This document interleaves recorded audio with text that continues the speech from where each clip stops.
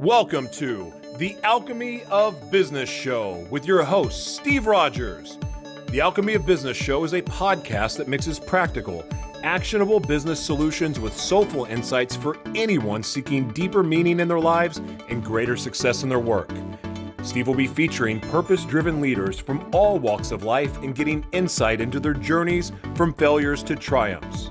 So tune in to transition, transform, and evolve in every dimension of your business and life. And now your host of the Alchemy of Business Show, Steve Rodgers.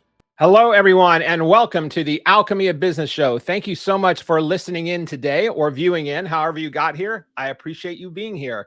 We on the show are interested in helping people make wiser decisions, creating greater profits or abundance in their life, and higher purpose, finding ways to really focus on your higher purpose and your higher meaning. And I can't think of anybody better to have that combination because they live it, they do it, they experience it, than my friend, Mr. Jim Bunch, who I'm getting ready to introduce you to.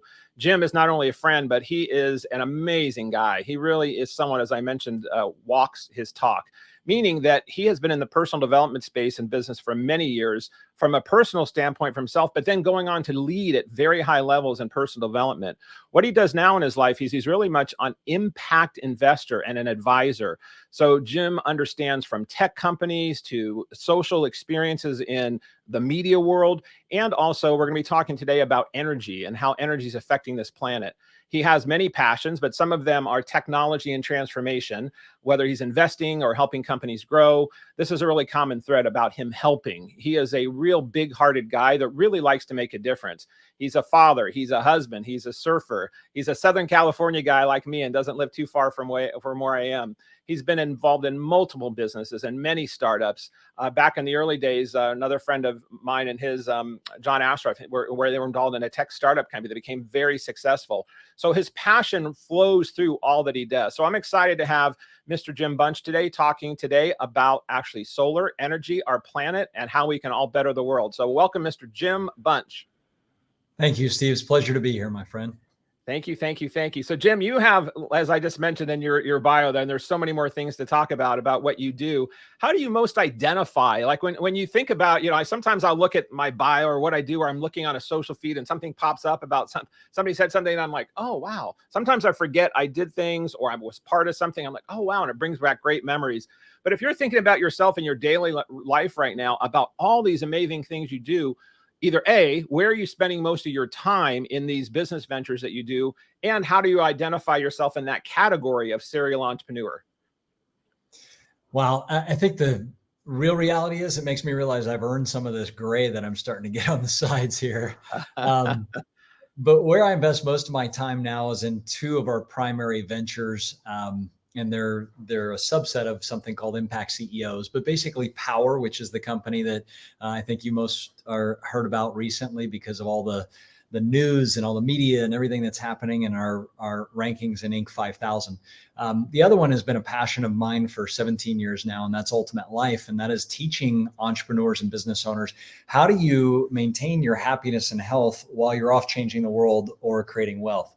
And that has been that delicate balance for many years, because as you know, when you start a new venture from scratch and scale it to millions and millions or hundreds of millions of dollars or billions in this case, it consumes a lot of your time and energy. And, how do you do that while maintaining a marriage, while maintaining, being a great father, taking trips with your friends, your family, et cetera, et cetera.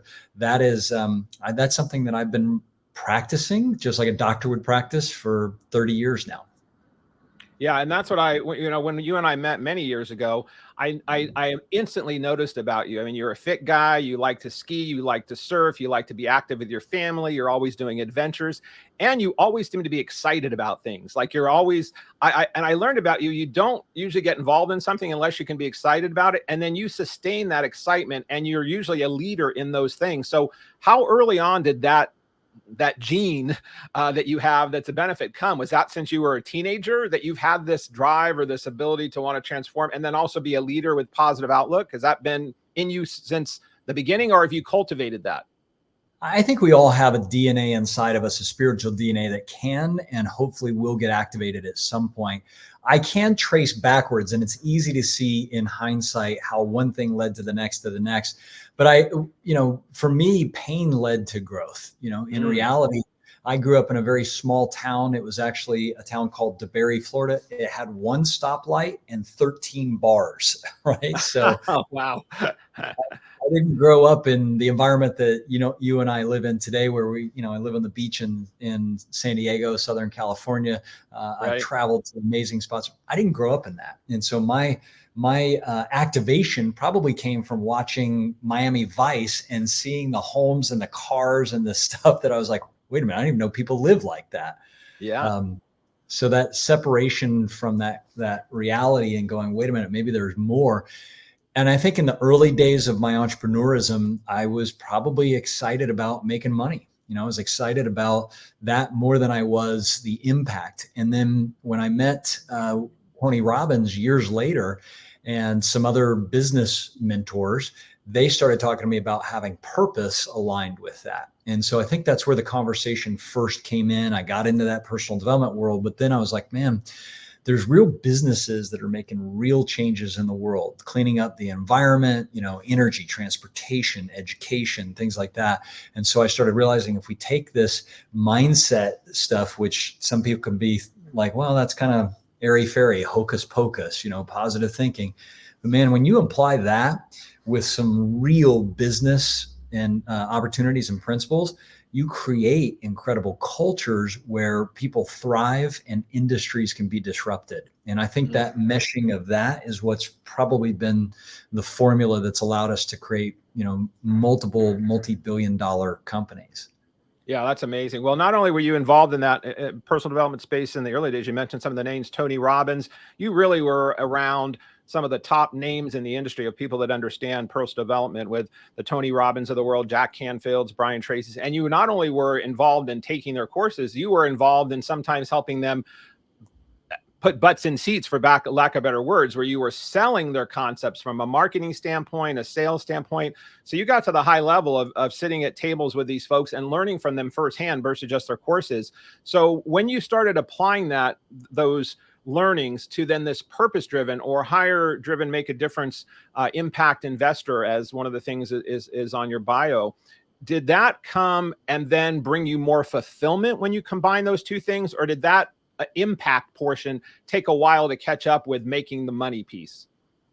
Yeah, I think and again, everybody's going to be different, right? I don't know that there's one formula that works for every person.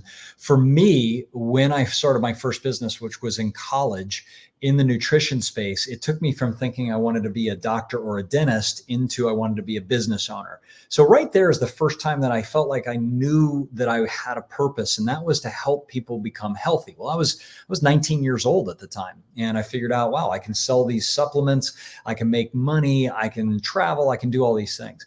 That led me then into personal development, where I really needed to change my mindset. Because if I'm honest with myself, I grew up in an environment where there was alcoholism, where there was scarcity, where there was all these things. And I didn't even realize that was my mindset until I got around the people who showed me, wait a minute, your thoughts make a difference. And so, after Robbins and then Bob Proctor, John Ashraf, and then Jack Canfield, and then coaching and all these things, it was working on me a lot, even though I was working inside that industry and that business. And then when I got into technology, that's really where things started changing. And I went, wait a minute, we can leverage technologies to disrupt industries, but to truly be disruptive and to sustain, you have to have certain things in your mindset and your teams, right? So to grow, for example, bamboo.com is one that you mentioned. And that company grew so fast. We grew from 6 employees to 1,500 employees in just a little bit over a year. That's massive growth. That's massive growth. And Bamboo was, for those of you that might have been in the real estate business now or then, that was back before virtual tours or having video tours of real estate properties were even a thing. So now it's kind of commonplace. If you look on Zillow or Redfin, everyone's going, oh, check out the video. Well, you guys were like the original founders of how that could even be stitched together with photos and made happen. So you and John and your team, literally, you went from how many employees to how many over a year and a half? from 6 to 1,500, and we went insane. from 0 to 30 million in revenue. We brought on 100,000 clients, real estate agents, in our first year, and we did an IPO on NASDAQ, and then we did a merger of equals. That all happened within less than 2 years. Wow, and that's so insane. And that was during dial-up days. Remember the AOL? The tone, the dial-up sound, yeah. So it was crazy scale. What a ride that must have been. I mean, you guys were young then, and so not only were you getting your chops on business, but also how to receive success, how to experience success, the money, the fame, whatever, all that came with it. That's a lot to absorb in a short amount of time, and then to lead people into a successful process of that. So you and John had to really earn your chops there. And I'm sure you have many stories to tell. We could cover on another podcast of what days didn't work so well, which ones did, and what were some of the high life results of that. But that set your tone for then understanding levels of success of not at small levels. You've done things that you don't think small. When you do stuff, you think big. So what advice would you give to leaders or entrepreneurs that might be in places right now of needing to think bigger or needing to take risks? What's your attitude now, years later? You're saying a few of the gray hairs. Do you have a different perspective on risk taking or growth or fast, rapid growth compared that you did back then in the early days? Yeah, 100%. Well, first off, when you're young, you can roll the dice because you've got time on your side, right? You can recorrect, you can adjust, you can afford, small and massive failures. And I've had both. And I think at some point people need to hear about the failures because that's where some of our best lessons and redirects come from. But I would say that even as I've gotten a little bit older, my relationship with risk has changed, meaning I'm in this place now where, let's say I live to 100, let's say I live to 54 because I'm 53 now, who knows, right? Either way, if I came here and I didn't accomplish what I wanted to, and I didn't experience what I wanted to me, that's the only failure. So when I talk to entrepreneurs, I say, listen, it's going to take you the same amount of time to fail small as it would to fail big. It's going to take you the same amount of time to win small as it is to win big. You have 24 hours in a day. And I don't ask people where they spend their time because I think that's the wrong approach. When you spend time, that's a loss. When you invest, right? Yeah, I don't spend time with people. I invest. So I'm always looking for a return. I'm looking for a mental return, an emotional return, a financial return, a spiritual return. If I go to lunch with somebody, I'm not spending time at lunch. I'm investing in that experience. And the same with building a company. So I could be investing my time with my son, my wife, my friends, my family, or I can invest my time in my projects.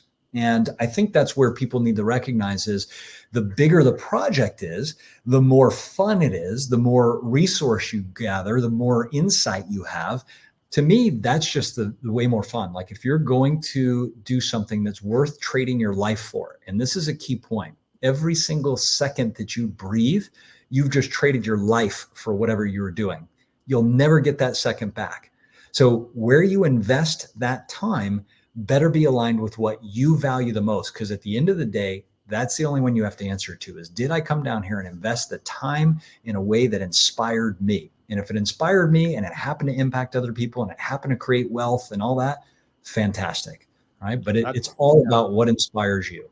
Yeah, that's powerful. Well, inspiration and just the words of that. I even think about that in the way I asked you that question at the beginning of the show about where are you spending most of your time now. So even turning that into investing, it's the words that we use. So it's the thoughts, the words, the deeds. So just that little thing on reminding myself about that, or anybody that's listening, I do talk about that all the time when I'm consulting and coaching people about where they're either investing, or is it an expense or an investment on their P&L or their budgets. But in the time factor, that's even more important than that feature. So just that little change of language and then assessing how risk changes at different levels of your life. That's another barometer to really look at.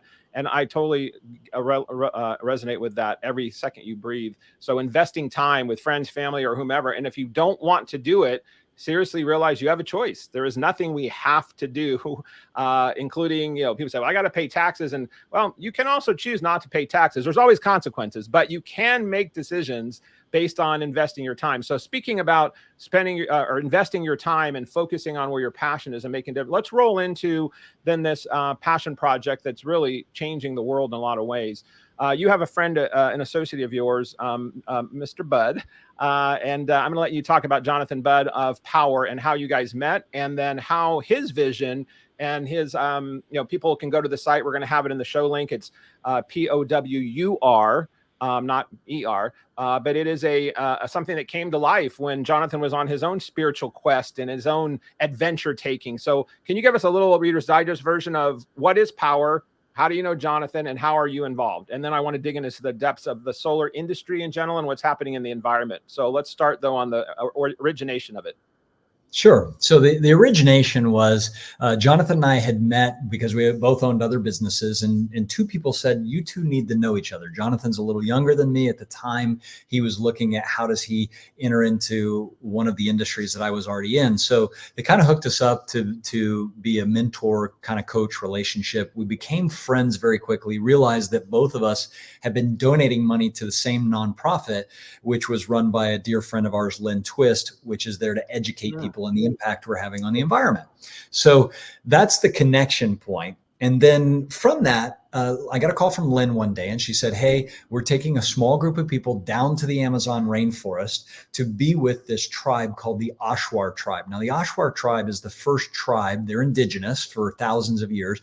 The first tribe that was successful in keeping the oil companies from invading the Amazon and, in essence, destroying their land where they live. So they're a warrior tribe. So anyway, she says, we're going to take a small group down, and I want to send an invite to you. So I decided to go. And then I immediately knew that Jonathan was supposed to be there. So I sent Jonathan a message like on a Tuesday afternoon. I said, I'm going to the Amazon rainforest, and I think you're supposed to be there. And he's like, well, what are you talking about, man? So anyways, he said, yes, we go down there. And just to paint the picture a little bit, this is one of those things where you have to just kind of know you're supposed to go this direction, because there's no way to understand or know in advance what was about to happen. But we hop on this hopper plane, and we fly 200 miles deep into the Amazon rainforest. There are no roads. There are no hospitals. There are no grocery stores. There is nothing but rainforest and the Amazon River, right? Wow. So you're down there. It's pack in, pack out kind of thing. And we land on this tiny little, dirt runway that they had just cut down the trees. And I was like, we're landing on what? Like we're circling above. Oh my God. Yeah. So this is straight out of this is where you're assessing risk again. You're like, oh man, this is risky. Yeah. And I'm like, we're already in and we're not flying back. So we can't turn around now. So, which is probably a metaphor for how all this started, but we get down right. Yeah. And they don't speak English. As a matter of fact, they have to have a Quechua translator who translates into Spanish that then translates into English. They put us in a boat, and we start down the Amazon River, and they take us to this lodge, which is basically a nice word for a hut on the water with a mosquito net between you and everything that wants to eat you. Right. So we're deep in the rainforest, and it was an amazing trip. And partway through, they said, hey, we're going to see if we can go find the shaman today. And I'm like, what do you mean find the shaman? Well, he doesn't have a cell phone. There's no phones. There's no way to call up the shaman and say, meet us here. So we hop back in this boat, and we go down the river. And sure enough, on the side of the embankment in the Amazon River, with all these noise and all these animals and everything, stands a gray-haired old guy. And that's the shaman. He had been waiting for us. Now we're there for days. Anyways, he's there. He takes us back, and they prepare us for the ceremony. And that night, in the middle of the Amazon rainforest, with just this incredible sky, because you're at the equator, and the stars look like somebody took a paintbrush and just painted it with white. It's that thick down there. Right. Wow. And just shooting stars and beautiful. It was incredible. We're laying on these banana leaves. We were working with the shaman. We were, using plant medicine, ayahuasca, which I used to not tell people about. And now I'm like, that was a part of our journey. Yeah. And so on that plant medicine, Jonathan has the vision that we need to come back and build the world's first clean technology platform that allows the world to shift from fossil fuel to clean energy. And that vision comes through. He knows it's his purpose. He knows that's what he's supposed to come back and build, but we were both doing other stuff. So long and the short is, that's what we did. That was 11 years ago. And that company has grown from zero, us, to $1 million, to $2 million, to $5 million, to $8 million, to $100 million, to $200 million last year. This year, we projected $300 million. We're already surpassed that. And that was before all the signing of the, the internal, or the IRA, the Inflation Reduction Act, and all the things that are happening. It's just been scaling like crazy. So it started with plant medicine, and it has grown now to thousands of people that are out there every day, not only helping homeowners go solar, which is a great value proposition, but we've added a roofing division. We've added an electric vehicle charging division. We're adding a HVAC division. We'll eventually have electric vehicles, anything that allows someone to shift to clean energy. And that's what's so cool about this is it's almost like Amazon.com or Uber. We've built this software platform that allows the crowd to make this migration and this transition. So I know it's a long story of the origin. It's an awesome story. It's like one of those that could go on because it's so intriguing. You can picture it like in a film. I can see this on an indie film, like just already unfolding as you were explaining that. And I remember you telling me the story before, and I was as enamored them as I am now. And we have a break in about 3 minutes, but we're going to come back and talk much more also about the IRA, the energy bill, but also how a company goes from 0 to 300+ million. As you talked about the bamboo company, this one is doing it in a different way and had inceptions and has different causes as well. So we're going to have a whole nother segment we'll come back on and dig deeper. But I'm curious back on the Amazon forest on this ayahuasca journey, coming back on that, because that's become very common in place, and at least people talking about it in recent year or two with celebrities or leaders or thought leaders going down and experience this in different ways. So Jonathan had this vision of, now obviously it has resulted in that inception and other people getting into that and investing their time impact there, including you. Was yours experience in any way aligned similar with his? Did you guys have any common visions, or did you have something completely different that was your experience that opened you up to other things besides his? And you guys just obviously had a common bond afterwards, but I'm curious about your experience on that.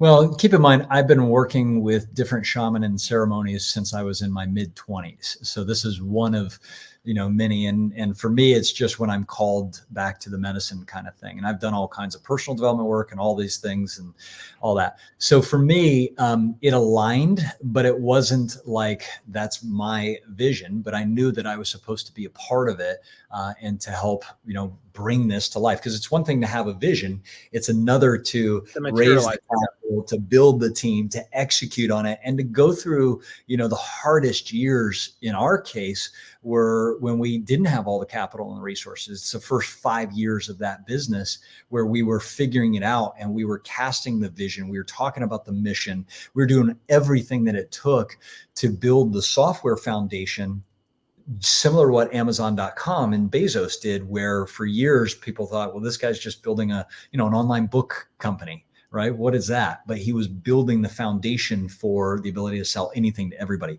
We've been doing the same thing. I mean, we were putting, $50,000, $60,000 a month into the software from the beginning of this thing before we hit, 100 million, 200 million, 300 million. So yeah, you were building it knowing they would come. So, but you did that early on investment, not only of your time, your word, your energy, but also money. So let's come back and talk about that. We're going to come back with Mr. Jim Bunch here and talk more about life's purpose, building businesses, following your passion. And we will also find out how these new legislations that have been passed can monetarily not only help you, but also have other ways that are going to help impact the planet. So come back and listen in on the Alchemy of Business. We will be right back.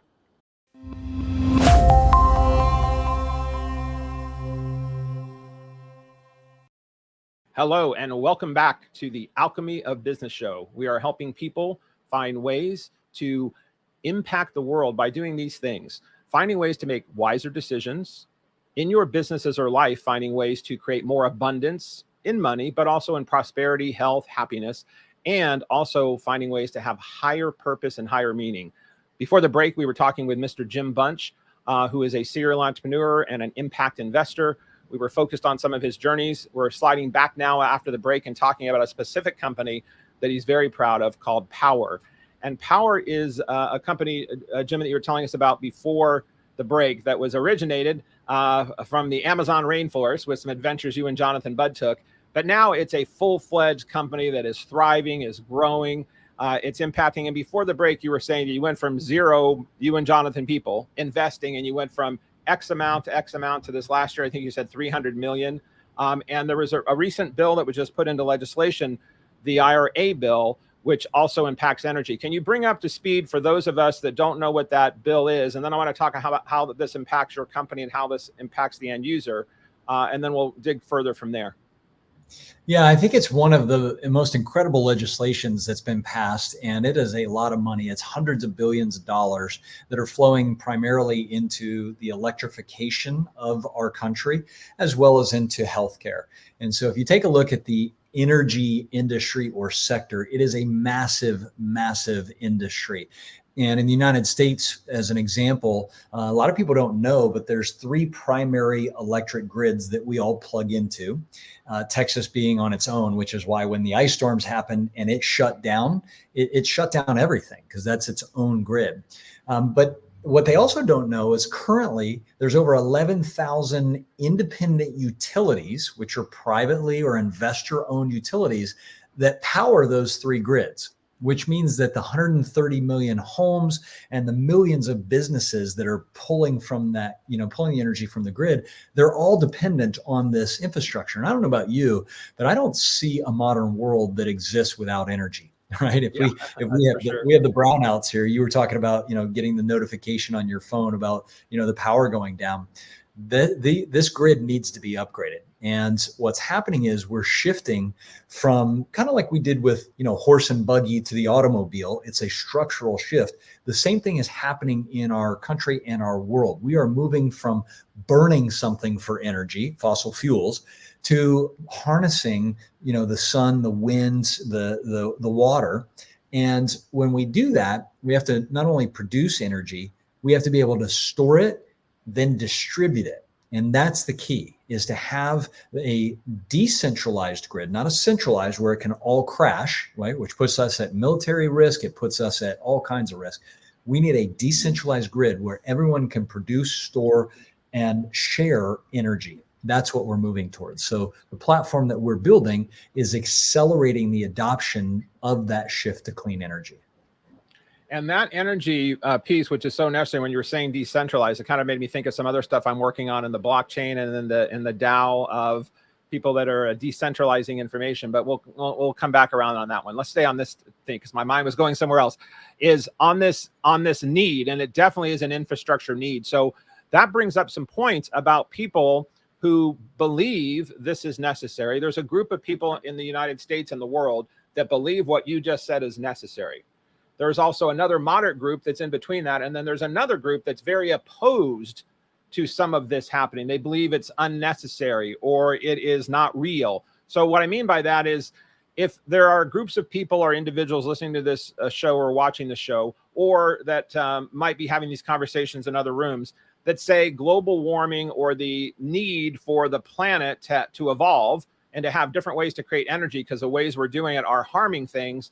What are some of the arguments, as you have been in this space, from either people you've hired, customers, naysayers that are on that other side of the coin? What are the most common things as to why not do this? Because what you just said seems so logical and it seems so like, oh yeah, that sounds great, on at least the way my brain works. But there's another group of people that say, no, this doesn't work because this isn't necessary because this is wrong because. So can you give us that other side of the coin?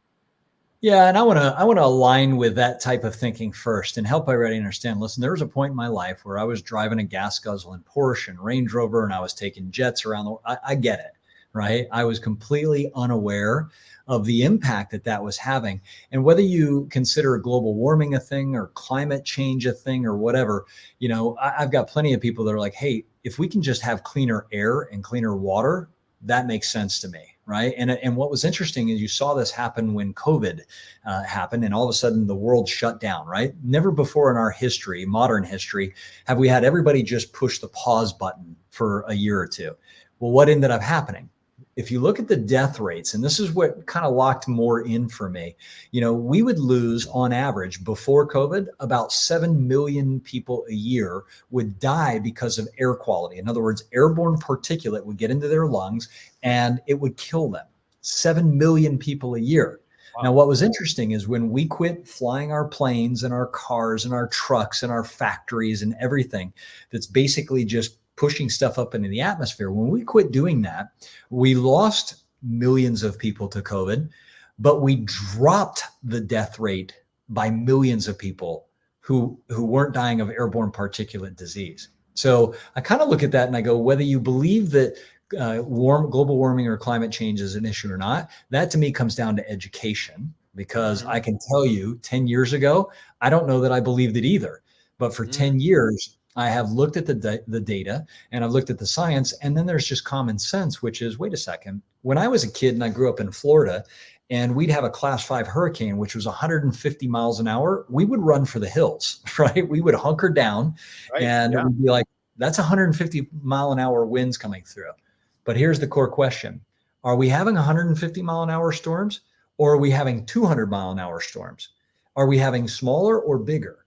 The planet is having bigger and more frequent and more powerful weather events. Yes. Now, whether it's hot or cold is irrelevant, because we're going to have super hot, like right now in San Diego, they're giving, in California, there's fires and there's power outages, and it's just, it's consistent. Every single year, it's getting worse and worse and worse, right? That's an extreme.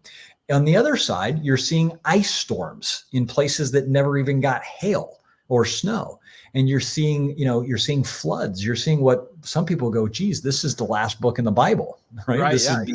Revelations, Yeah. So, what's interesting about that, if you want, and I know we'll go to the spiritual conversation, whether you're religious or spiritual or whatever your thing is, the simple reality is we are in a time of massive change. We are changing. Technology is changing. The planet is changing. And we're either going to adapt, or we're going to be a part of the 6th mass extinction. And this is the data that I got into that really woke me up. And I encourage everybody to Google it.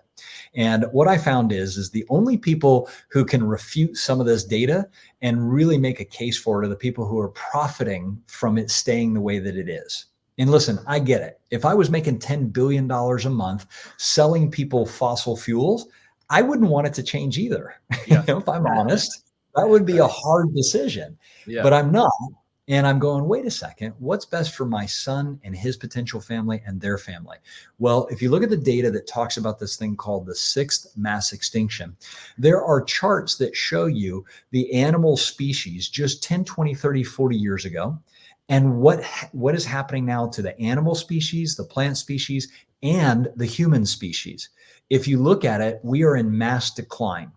Mass decline. As a matter of fact, Elon Musk was talking about it recently. His biggest concern is population die-off.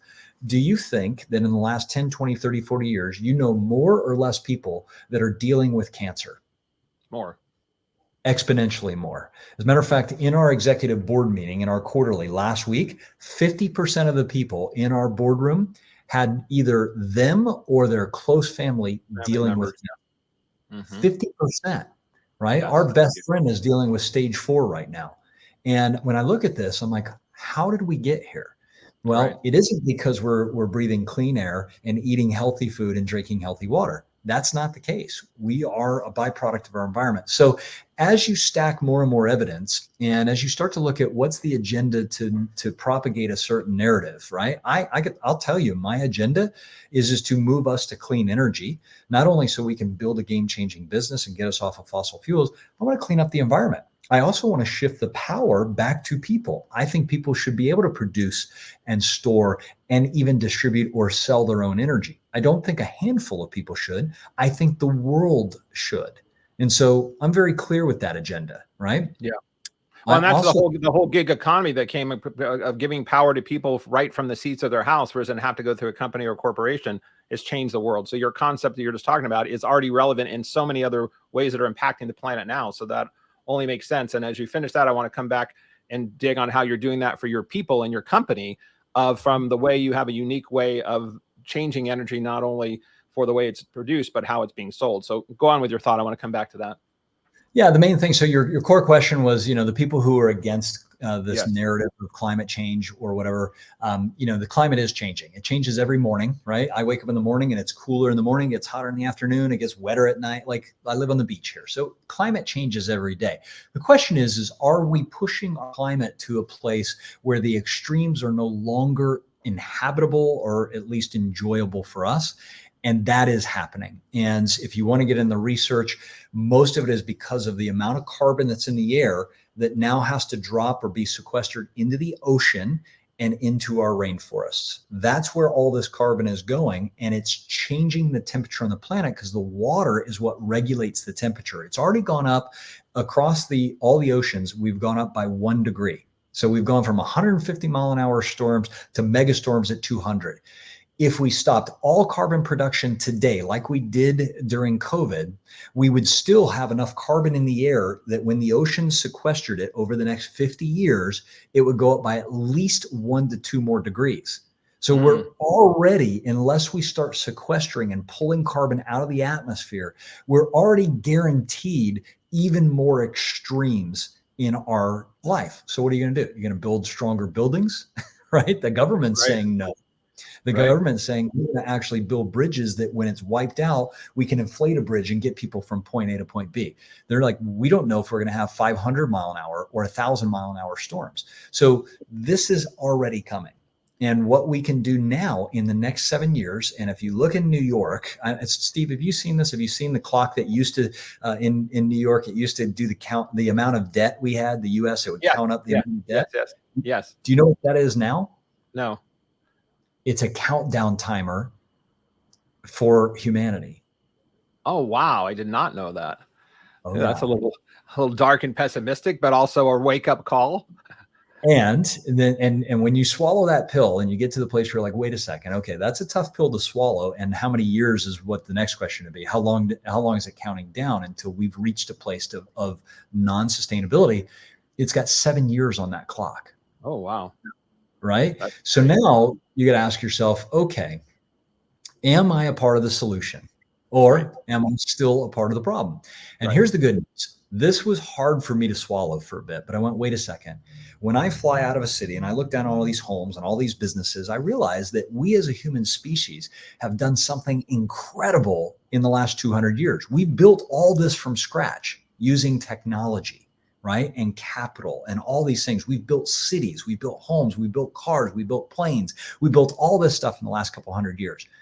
Now, what can we do in the next 7 to 10 years to move everything to a sustainable place? And I believe that when we do this, we will unlock more abundance and more capital than our species has ever experienced. Because the simple reality is we can create heaven on earth if we design it properly. But right now, the way we've been doing life, the way we produce our energy, the way we travel, the food that we eat, all of that stuff, and there's 80 categories that need to shift. We shift those 80 categories and we will literally create a planet that every single one of us would love to be a part of. Yeah, that's powerful and a great vision and doable and a reality with people like you helping lead the pack. If people are going, this is interesting, I didn't know half of this or any of this, where's some of the best resources, and we can put the links in the show notes to go and learn more about some of these things. If people are statistic oriented, if they're case study oriented, if they're fact and figure oriented, where are some places we can send our listeners to challenge these thoughts they're having or yours, or to confirm them in their own minds? Where are some suggestions you have? Well, I would say, number one, you're going to go down whatever pathway you go. I'll share with you, this is one of my favorites, and it's by a friend of mine, Paul Hawken, who is one of the premier climate scientists out there. He's also in this book. It's called Drawdown, the most comprehensive plan ever proposed to reverse global warming. They did all the research. And, I recommend you read chapter 1 and then page 222, right? And because chapter 1, he talks about the science, and then he talks about the financial side, right? So it's not just the carbon side, but it's the financial side of this and the mass amounts of abundance that we'll create. And then on page 222, he lays out a chart that says, here's the industries producing the most carbon that's causing all of this in order. So you know how many gigatons. And then all we have to do is to And we already know the solutions. We just have to implement these solutions. That's why I said in the beginning, it's one thing to have a vision. It's another to execute on it, to build the team, to raise the capital, and to execute very quickly on these things. And the way I look at it, Steve, is like this. If you said, all right, we've got 8 billion people on this planet. We've got unlimited capital. We've been printing it like it's going out of style. Could we shift 8 billion people into a new direction for the next 7 years and shift the course of humanity? I think we can. Yeah, I think we can as well. And I think we will. I mean, it creates anytime these challenges of new products, services, necessities come, as you were talking about earlier in the call or the show, about your biggest things came from pain points of being pushed through pain through evolution. And I think that's happening in our planet. And some people on the show listening or viewing may not be religious or spiritual, or maybe they're spiritual and not religious, or maybe they're religious and spiritual. That is up to them. What I do know is, for me, there is a spiritual solution to every problem, and just a description of us evolving as a humanity, and just the technology that exists, and realizing there's a lot more sun coming down every day for our kids, grandkids, et cetera, than there is fossil fuels.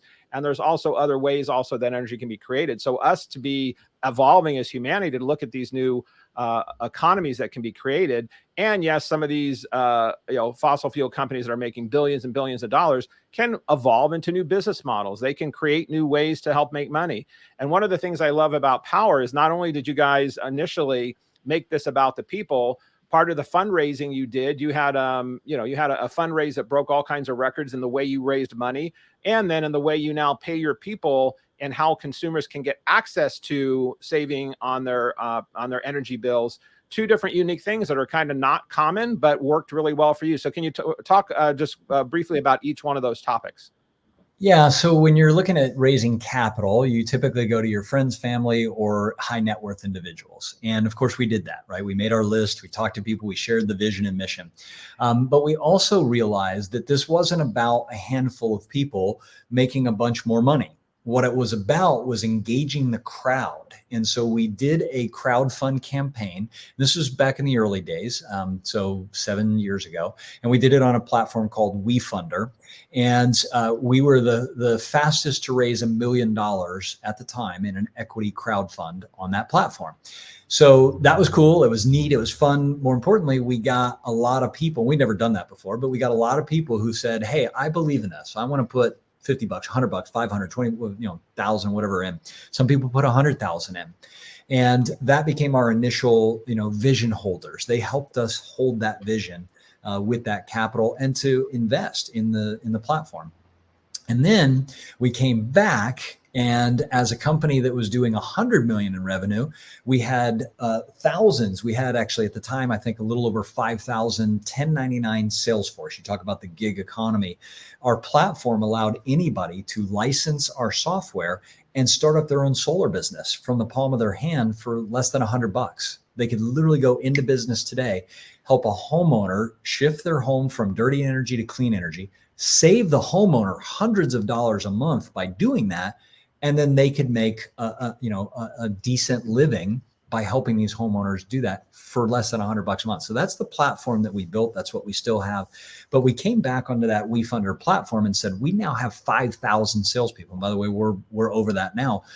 But they all want to own a piece of this, right? We are planning to take this company out and to let the world own this company, going public with it. So how can those people who've helped us build this also own it? So we did a second crowdfund. We didn't actually need the capital at the time. And we did a second crowdfund. And then we ended up, I forget exactly how much we raised. It was something like 13 million or something like that. But it happened almost immediately. We were the biggest company to come back and do a crowdfund at that level. So what's interesting about that is it shows that people want this. People want a new career path. People want to be able to earn income. They want to be able to, own a piece of the company. And so we've now built like 5 different financial pathways for people to connect to our company, and all of them are disruptive. And that's what we keep doing, is looking at how do we make it more and more profitable for the homeowner to switch, and more profitable for the sales force to help people, because this is about the crowd taking responsibility for our energy. And it's not about me and Jonathan, cashing in and flying Lear jets. This is about us saying, hey, there's 8 billion of us on this planet. We all created the previous condition. We can now all be a part of the solution. And that really drives us every day, is to make this a crowd initiative or a crowd movement. That's powerful. Well, what's great about your product, and we're coming in the tail end of the show here, and we're going to roll into another segment on the Instagram stuff that we always like to do. But what I love about your company and the products of which you utilize is that you offer a homeowner so many choices. Basically, they're uploading an energy bill, and they have access to all the providers in their area that are of any quality or substance. So they get choices and options on how they can access this power. They don't have to just do it in one way through one company. So you guys have really created a choice, not only for your salespeople, but for the consumer, which really lets people feel comfortable and analyzing how, when, and what they want to do, and how they want to save or make, save money and or invest in helping the planet. So good stuff. We're going to make sure we have Powur's links and stuff in our show notes so that people can learn more about getting part of it if they'd like to. The Powur site, POWR.com, has a lot of videos and blogs and information. Jonathan has some videos on there about his story, about how his team and him and everyone got started. So we'll make sure those are in the show notes. And Jim, I want to roll into a segment that we do, and then we're going to wrap up the show with some closing comments on spirituality, and then your closing thoughts for the guest. But we like to do a segment called Instantly Interesting Instagram, and I was almost not going to do this because I was so intrigued by what you're talking about, but I think it's relevant because it shows the way in which entrepreneurs, people, thought leaders, change makers, impact leaders can have a well-rounded life of some of the things that you've already been mentioning. You do, from traveling through the Amazon to contributing to spending time with your family. So I always like to do this segment because it's fun. So let's jump in if you're still interested in playing Instantly Interesting Instagram. Sound good? So we've got three quick rules. Basically what we did is we took a quick dive on some of your photos on your Instagram feed. We're then going to pull them up, the interesting ones. There was tons of them, but we just pulled up a handful because we're going to keep this as a quick segment. And then without any context from us, and then you share quickly and tell us more about what's happening in that photo and what compelled you that day to post that photo. So for those of you that are listening and you can't view, I'm going to describe the photo for you because some of you can't see this, so you're only listening. But we have a photo here of what looks like somebody looking out over a mountain very high at the top of something with, I believe, a snowboard on the right of their hand. I'm assuming this may be you because it's the back of a helmet and a jacket. So tell us what's happening in this photo, Jim. That is me, and my wife and son are standing behind me. We were on a snowboard trip, and I was just, every time I get to the top of a peak, and I'm an avid snowboarder, so is my wife and my son, I'm reminded that the journey to the top takes effort, but the view is amazing. And so I pause, I take a look around, and I realize that even though I've climbed the mountain I'm standing on, there's another one over there I haven't been on. And that's one of the things that drives me. Very, very cool. The next one is a shot of an ocean with looks like a dusk shot. I actually know what this is, so I'm not going to give it away. So why would you be taking a picture of this ocean with a light and a sole palm tree here? Tell us about what's happening in this photo. Well, that's from my kitchen, and that's how I check the surf every morning. That particular day, that's a sunrise. Yeah, it's ice cold, and you either, to do dawn patrol to check the surf in the morning, you typically hop in your car, your bike, or whatever, and you cruise up and down the coast. But success has its benefits, and this one was I can check the surf from my favorite surf spot from my kitchen while I'm still nice and warm before I go get in that ice cold water. Love that. And how often are you out getting surfing these days? A little bit more now that I'm no longer in the day-to-day executive role at Powur.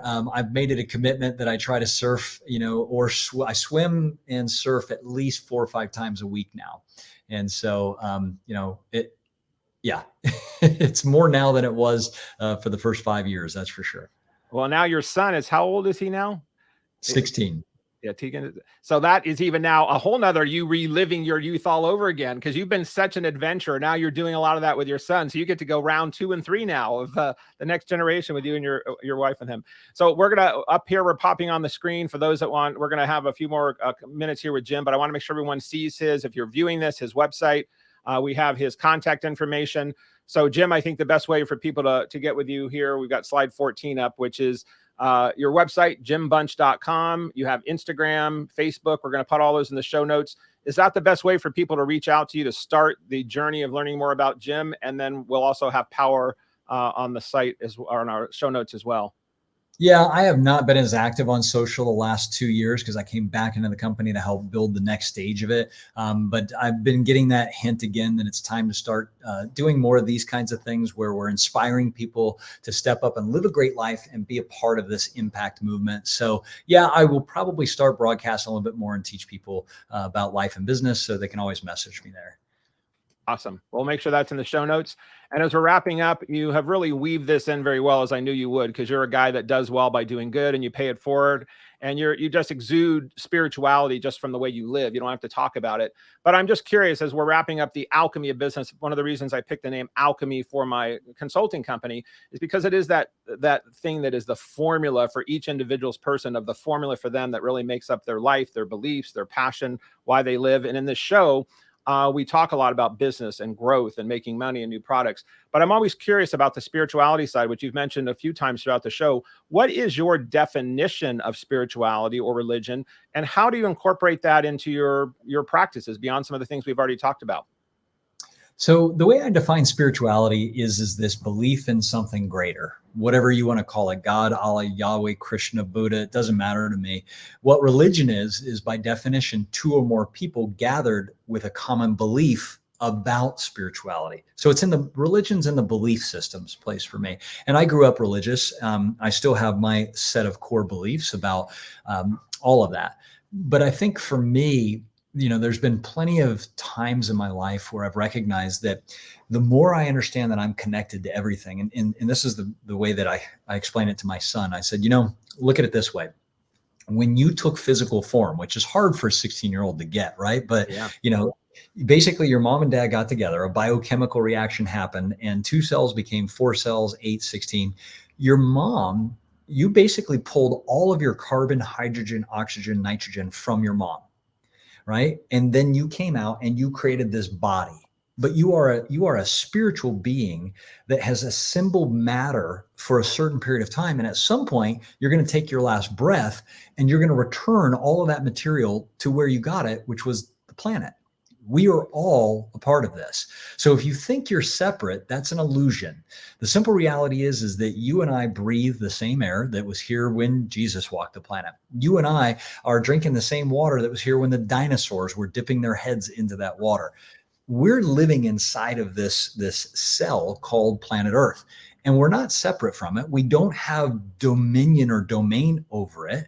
We actually are supposed to be here to be the participants and the caretakers of it, because it is us. And so if we want to be happier, if we want to be healthier, if we want to be wealthier, and when I say wealthier, I mean living in an abundant space instead of in a scarce space, then what we really need to do is to recognize we are all of this.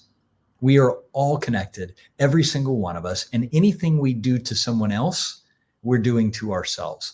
So let's get together. Let's have fun. I also believe, final piece on this, I believe that for the first time in our species history, we have 5 billion of 8 billion of us that are connected through the internet, through mobile devices. We've never had that before. Right. And I believe the reason why is the same way that if you go underwater in the ocean and you ever see a school of fish, right? And they're just heading the same direction, all of a sudden they change direction. Yeah. What happened? One fish realized there was danger and every other one followed. Reacted. We're in the same place. We recognize that we need to change directions. And when we do, we will live an amazing, abundant life. Well, thank you, Mr. Jim Bunch, for reminding us that we are caretakers and givers of Earth. And that was a phenomenal summary of spirituality and how to incorporate not only for our kids, our sons, our daughters, but for the world. And I'm so glad that you're the lead fish that shifts, because people like to follow you and believe in what you're saying because you speak truth and you walk your talk. So thank you, Mr. Jim Bunch, for being on the show, the Alchemy Advisors, Alchemy of Business, through the Alchemy Advisors. We're glad you were here, and we're going to make sure that this show gets out, because what you're doing in the world with you and your team is amazing and the planet needed. So thank you so much for your time today. Thank you, Steve, for all the work you're doing and the lives you're impacting. Thank you, Jim. All right, everyone, we will be back. Thank you for listening in to the Alchemy of Business. If you liked what you heard today, please subscribe, make a comment, follow us some more. We appreciate your support. Thanks again. And that concludes this episode of The Alchemy of Business with your host, Steve Rodgers. If you found value in today's broadcast, please consider liking, subscribing, sharing with friends, and leaving a review. Thank you so much, and we'll see you next Thursday for another episode. Be blessed and see you soon.